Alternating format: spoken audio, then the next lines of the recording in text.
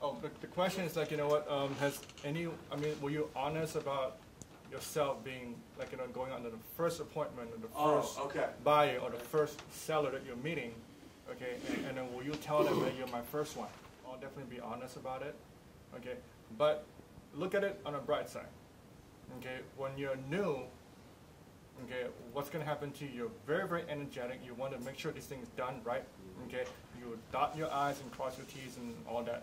But if you compare it to a senior or not a senior, an old timer, okay, they'll probably, like, you know what, give you more like a 50 or maybe a 30% commitment, 30% involvement in your transaction rather than a brand new agent.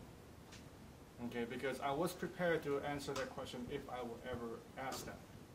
Okay, but I'll turn it around and make it a positive thing. I've been asked that I think once or twice. And, you know, you have to be honest. You know, you have to let the client know how much time you're going to give them, how much energy and enthusiasm and all that.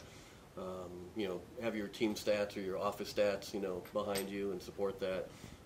I've joked around with people, though, and I pointed to my gray hair and said, you know, real estate did this to me, you know, and it went away. You know, as long as you are capable and you know what you're talking about, if you don't know an answer, tell them, you know, let me find out for you.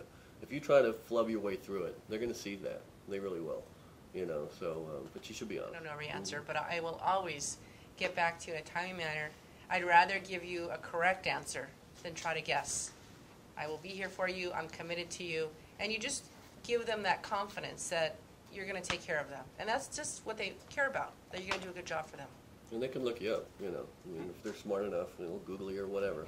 You know, they'll know. And if you give them the wrong answer, the wrong perception, you won't have a relationship. Yeah, and I got asked that question a lot, being young and looking young.